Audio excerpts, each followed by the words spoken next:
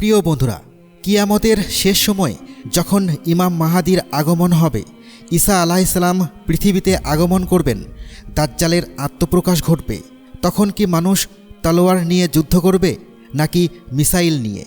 বড় বড় যুদ্ধের ট্যাঙ্ক ব্যবহার হবে নাকি ঘোড়া নিয়ে যুদ্ধ হবে? কেননা হাদিসে আছে শেষ সময়ে ইমাম মাহাদি যখন আসবেন তখন তলোয়ার নিয়ে যুদ্ধ করবেন। তাহলে আধুনিক অস্ত্র, ড্রোন, জিপিএস মিসাইল, AK-47 গান, এগুলো কি হবে? আবার অনেকে প্রশ্ন করেন, ইমাম মাহাদির যুগে ইন্টারনেট কি থাকবে? মানুষ কি স্মার্টফোন ব্যবহার করতে পারবে? এই বিষয়ে কুরআন হাদিস কি বলে? আচ্ছা, ঠিক আছে, তার আগে আপনারা আমাকে একটা প্রশ্নের উত্তর দিন। ধরুন কোনো একদিন হঠাৎ আপনার মোবাইলে নেটওয়ার্ক নেই, ইন্টারনেট কানেকশন বন্ধ, চারিদিকে কোথাও বিদ্যুৎ নেই, আকাশে থাকা স্যাটেলাইট ভেঙে গেল, তখন আপনি কি করবেন? অবশ্যই কমেন্ট করে জানান। প্রিয় বন্ধুরা, আমরা এখন এমন এক সময়ে আছি যেখানে ফজরের আজানও অনেকে মোবাইল অ্যাপ থেকে শুনে। রোজার সময়সূচি, জাকাত ক্যালকুলেটর, এমনকি পবিত্র কুরআনও মোবাইল অ্যাপে চলে। আমাদের ব্যাংক, ব্যবসা, হাসপাতাল, সেনাবাহিনী সব কিছু সার্ভারের ওপর দাঁড়ানো। কোনো এক সময়ে যদি হঠাৎ করে এইসব টেকনোলজি বা মহাকাশে থাকা স্যাটেলাইটগুলো খুলে পড়ে গেল বা ধ্বংস হয়ে গেল, তখন কি হবে? হাদিসে দাজ্জালের ফিতনা, ঈসা আলাইহিসসালামের অবতরণ, ইয়াজুজ মাজুজের কথা এসেছে, কিন্তু কোথাও বলা নেই ড্রোন হামলা বা সাইবার ওয়ার। এটা কি কাকতালীয়, নাকি আল্লাহ আমাদের জানিয়ে দিচ্ছেন শেষ সময়ে খেলা হবে অন্য নিয়মে? এবার একটু ভাবুন, যদি জিপিএস না থাকে, আপনি কি শুধু আকাশ থেকে দেখে দিক নির্ণয় করতে পারবেন? যদি বিদ্যুৎ না থাকে, আপনি কি পরিবারের নিরাপত্তা দিতে পারবেন? আমরা এখন যে প্রযুক্তিকে শক্তি ভাবছি, সেটা কি আসলে দুর্বলতা? চলুন একে একে দেখি। আমরা ভাবি আমাদের সিস্টেম খুব শক্তিশালী, কিন্তু আসল সত্যি হলো সব কিছু কয়েক মিলিমিটার সিলিকনের উপর দাঁড়ানো।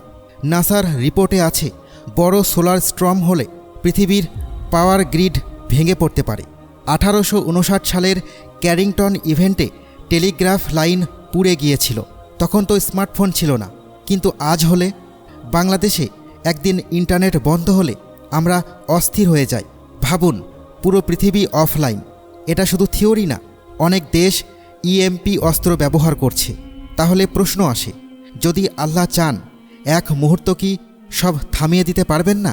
কুরআনে তো আছে, তিনি বলেন হও, আর তা হয়ে যায়। আমাদের প্রযুক্তি কি আল্লাহর কুদরতের সামনে কিছু? কিন্তু শুধু প্রাকৃতিক বিপর্যয় নয়, ধরুন এটা ছিল পরিকল্পিত।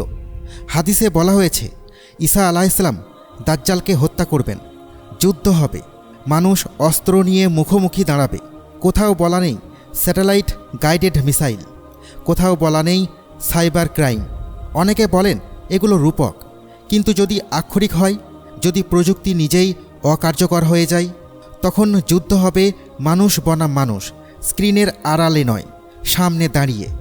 আমরা এখন ড্রোন নিয়ে দূর থেকে আঘাত করি, কিন্তু শেষ সময়ে হয়তো আল্লাহ এমন পরিস্থিতি করবেন যেখানে সবাই সমান। কোনো সুপার পাওয়ার থাকবে না, থাকবে শুধু ঈমান আর চরিত্র। এটা কি ডিভাইন নিউট্রিলাইজেশন, মানুষকে আবার আসল পরীক্ষায় ফেরানো? ভাবুন তো, একদিন সকালে উঠে দেখলেন সব সার্ভার ডাউন, তখন কি হবে? ব্যাংক বন্ধ, এটিএম কাজ করছে না, মোবাইলে নেটওয়ার্ক নেই, হাসপাতালের মেশিন বন্ধ, এয়ারপোর্ট অচল, সেনাবাহিনীর ড্রোন নিষ্ক্রিয়। সামাজিক বিশৃঙ্খলা শুরু হবে, খাবার সরবরাহ চেইন ভেঙে পড়বে, আমাদের শহুরি জীবন টিকে থাকবে না। তখন শক্তি কাদের হাতে যাবে? যারা শারীরিকভাবে সক্ষম, যারা ঘোড়া চালাতে জানে, যারা হাতে অস্ত্র ধরতে পারে। এটা শুনতে সিনেমার মতো লাগে, কিন্তু ইতিহাসে এমন পতন আগেও হয়েছে। রোমান সাম্রাজ্য একদিন ভেঙে পড়েছিল, তখনও মানুষ ভাবত তারা অজেয়। আমরা কি আবার সেই চক্রে? ধরুন ঈসা আলাইহিসসালামের আগমন শুধু রাজনৈতিক ঘটনা নয়, একটা আধ্যাত্মিক শকওয়েভ। আমরা জানি না আল্লাহ কিভাবে কাজ করেন, কিন্তু যদি এমন এক বাস্তবতা শুরু হয় যেখানে কৃত্রিম বুদ্ধিমত্তা অর্থহীন। আজ আমরা এআই নিয়ে গর্ব করি, কিন্তু কিয়ামতের বড় আলামতগুলোর সামনে এআই কি করবে? হয়তো প্রযুক্তি সরিয়ে নেওয়া হবে যাতে মানুষ সরাসরি সত্যের মুখোমুখি হয়, স্ক্রিন ছাড়া। ফিল্টার ছাড়া, শুধু আপনি আর আপনার আমল। তাহলে প্রযুক্তি হারানো মানেই কি পিছিয়ে পড়া? ভাবুন, এমন এক পৃথিবী যেখানে যোগাযোগ হবে দূত পাঠিয়ে, খবর পৌঁছাতে সময় লাগবে। আমরা ধীরে চলব, কিন্তু হয়তো গভীরভাবে বাঁচব। পরিবার একসাথে বসবে, রাতে আকাশের তারা দেখে দিক ঠিক করবে। আমরা কি এটা পারবো?